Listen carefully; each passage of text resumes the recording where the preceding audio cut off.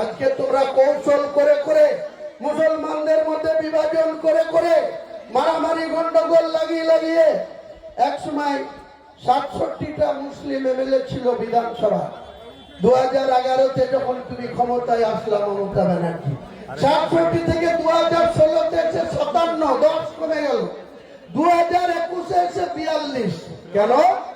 মুসলমানদের হিসাব মতো যে ভোটের পার্সেন্টেজ, তাতে 294-এর মধ্যে 90টা মুসলমান এমএলএ।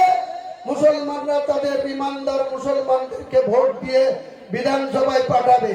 আর 114টা এমএলএ, 214টা এমএলএ তোমরা করো না, তোমাদের হিন্দুদের মধ্যে যাক না, যে মেজরিটি পাবার সে বছর আমরা 90টা মুসলমান বিরোধী আসনে বসে তোমাদের সঙ্গে প্রত্যেকটা ইঞ্চিতে ইঞ্চিতে মুসলমানদের অধিকার আমরা বিধানসভায় ছিনিয়ে আনবো। আমার পিসি মন্দির করতে পারবে সরকারি টাকায়, দুর্গায়ন করতে পারবে, জগন্নাথ ধাম করতে পারবে, শিলিগুড়িতে ওই মহাকাল মন্দির করতে পারবে, তোমার রেড রোডে দুর্গা প্রতিমাকে সেলুট নেওয়ার জন্য কোটি কোটি টাকা সরকারি কোষাগার থেকে খরচ করতে পারবে।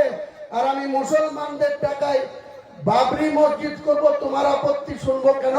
তা বলছে আপনি যদি বাবরি মসজিদ করেন আমরা মুসলমান ভোটটা হয়তো পাবো, তাতে হয়তো 80টা 90টা সিট জিতবো, হিন্দুরা সব আমাদের বিরুদ্ধে ভোট দিবে, বিজেপি কে জিতিয়ে দিবে। তা বললাম তোমার পিসি এত মন্দির করে বেড়াচ্ছে, এত অনুদান দিচ্ছে, তোমার পিসিকে কেন ভোট দেবে না? তুমি মুসলমানের ভোট নিয়ে তুমি হিন্দুদের কম্পিটিশন করবা, পুজো করবা, প্রসাদ খাওয়াবা, ওটা হবে না।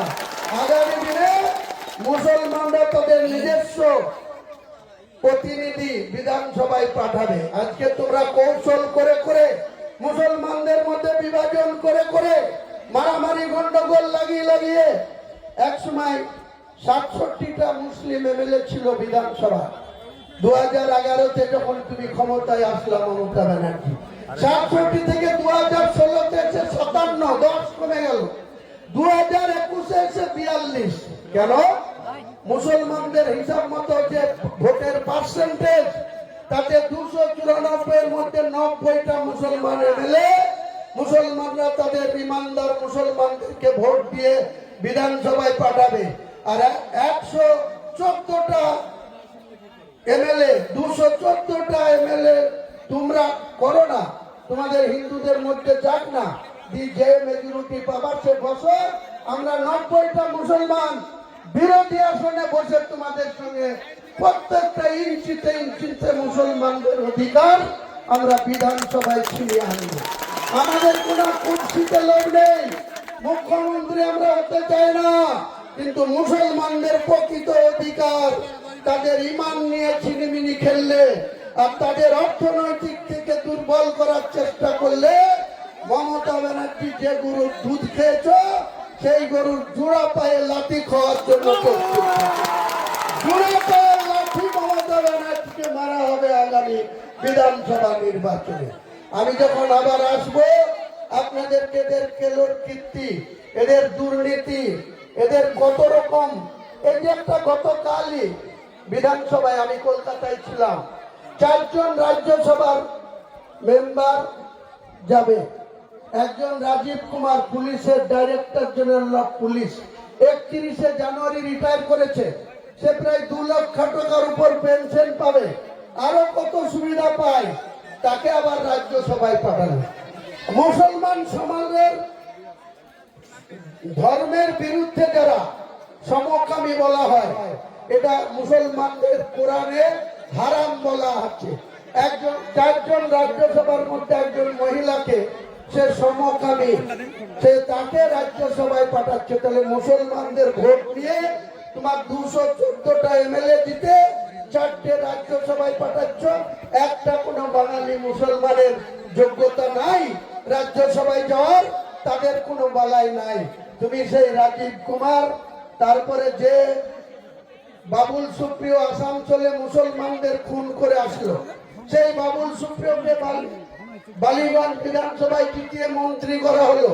এবার আবার বালিগঞ্জের মুসলমানরা বলছে বাবুল সুপ্রিয়কে ভোট দেবো না, তাকে আবার রাজ্যসভায় পাঠিয়ে দেওয়া হলো।